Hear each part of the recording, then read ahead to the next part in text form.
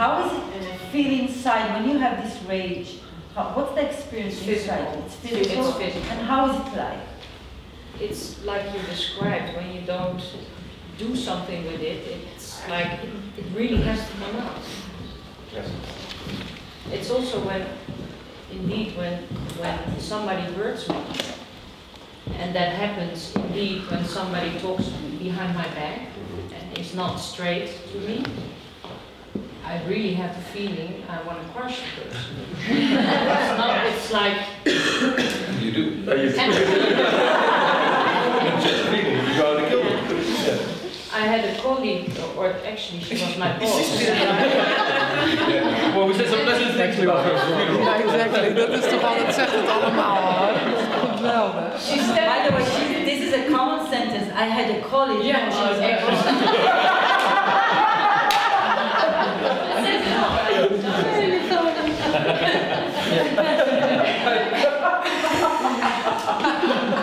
and she stabbed me in the back.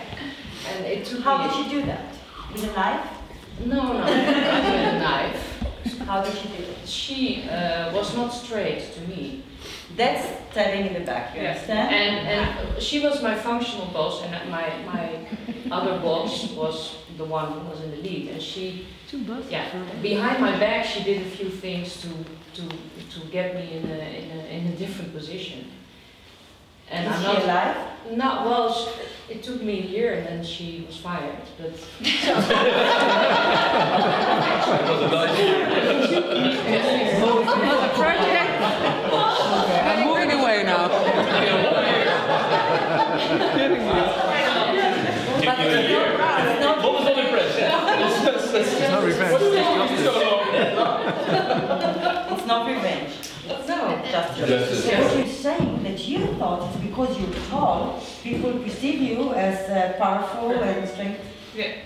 So it wasn't until later that I started working and I had some coaching and I worked with some colleagues and people told me you come on really strong.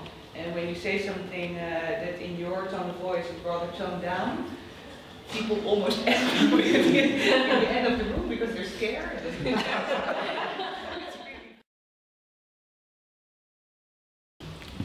If you ask the biggest fear, I think for me it's to be dependent.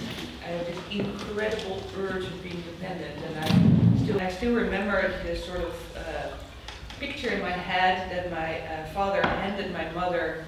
We called it household money for the week, and he told my mother, "Is it finished already?" And she said, "Yeah, I bought shoes for the kids." And that's a mental image that I have that I'm never going to be that woman, you know, that wants household money. So, but to be dependent in either financially or emotionally or in work or in families or in relationships or in good friends even, I find it really difficult. for me, yeah, I think my biggest fear is to be seen as weak, dependent also. So yesterday I was thinking about the type 7, but my motivation not to talk about my pain is not that I cannot handle pain or I don't want to go there. It's just that I don't want to, I don't want people seeing me as weak. What's the problem with being seen weak? Why the 8 resist that? The 8 in you.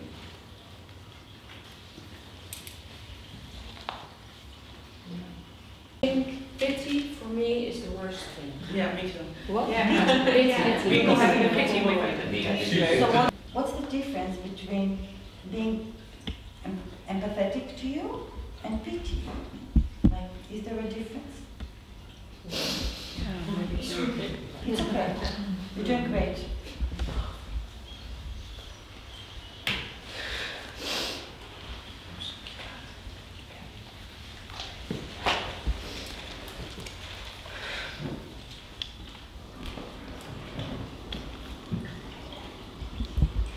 Apparently, I'll trust you because otherwise it won't happen. But anyhow,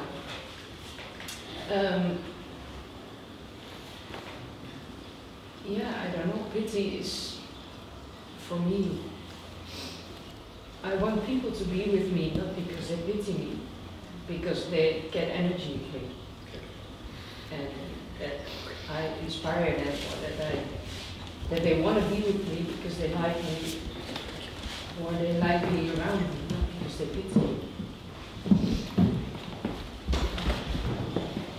How do you allow yourself to get supported by people? In what way? It's very difficult.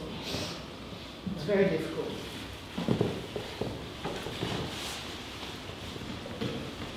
For me.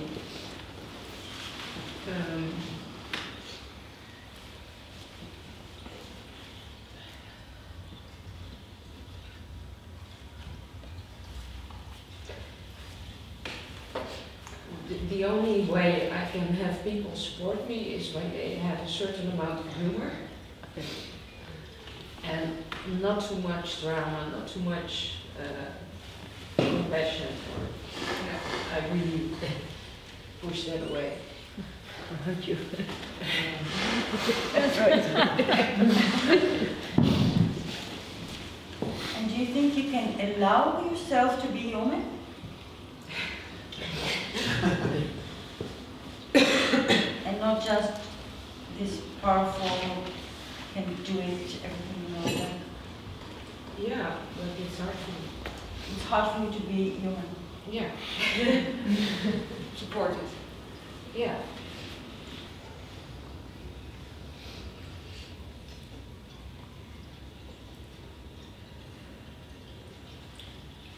So the question is if being weak or being vulnerable is being weak or it's being human.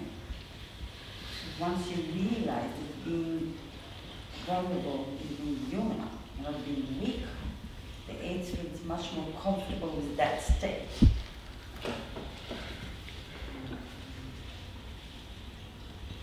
And you say it's difficult for you. And what I want to say to you, it's much more difficult what you are doing than that. Much more difficult. So letting go of control, you know, sometimes you don't have control. Really, you don't have control of life, you know. So letting go of control can be the easiest thing to do than trying to gain control. Yeah. But yeah, I can't control everything, and I'm fine with that. So, well, a lot of people that are here know that I'm ill, and I will get better. Well, I don't know how I can say it in English, but I don't know. So I've accepted that, but I still really fear to become dependent and to become ill, not so much because of pain or because I can't handle it, but because I don't want other people to be with me in that state, even people that I love. And yeah, my husband can tell me like 100 times, I'm okay with it, and I want to take care of you if you feel if you're ill. But it's for me, it's very hard. So it's very hard for you to be dependent. Yes. But is it hard for you to be close and intimate with people? No. So with the same situation, you can interpret in different ways, you know. So the 8 will interpret that as being dependent or needy. And the authentic soul, you can experience it as closeness and intimacy like you never have ever in your life. So if you shut down that opportunity, you don't let people express their love and connection with you, and you don't let yourself experience that. Yeah. So the way you are being now, you are not aware of how much powerful it is. You look like this is so powerful, so authentic, so inspiring for people. And we got some 7s crying. Oh, that's not hard.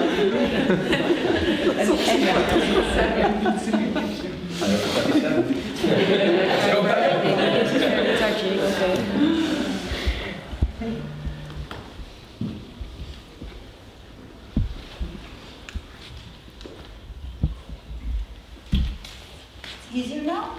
Yeah. A little bit?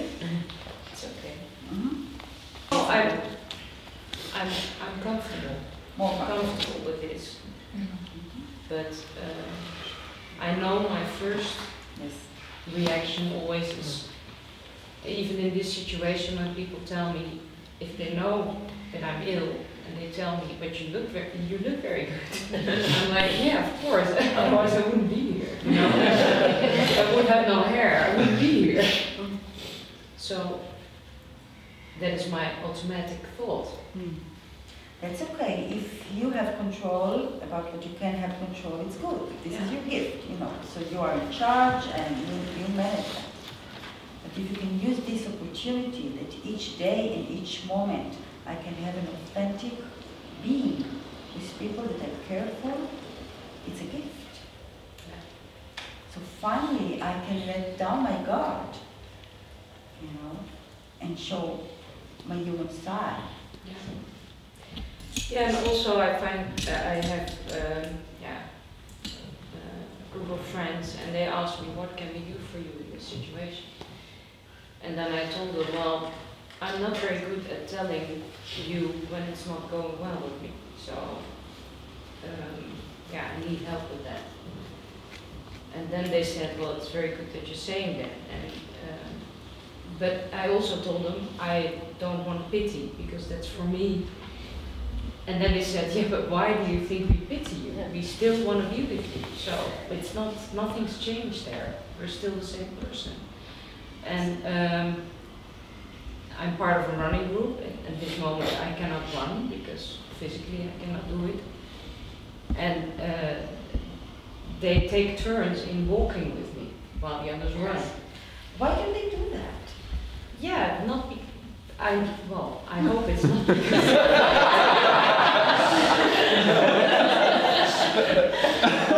but they do that because they love me. Yeah. But it was a big step for me. So yeah. Okay. Thank you.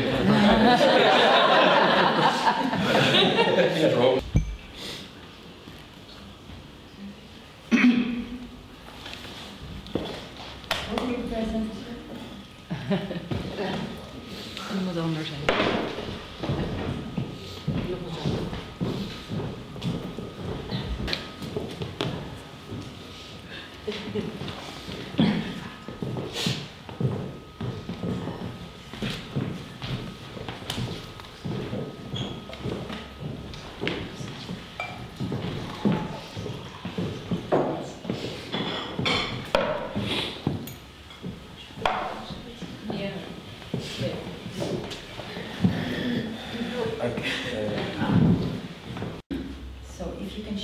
What are you present to? What came up for you? I was thinking like, okay, when my mother died, of course we had a funeral, and my son was only one, and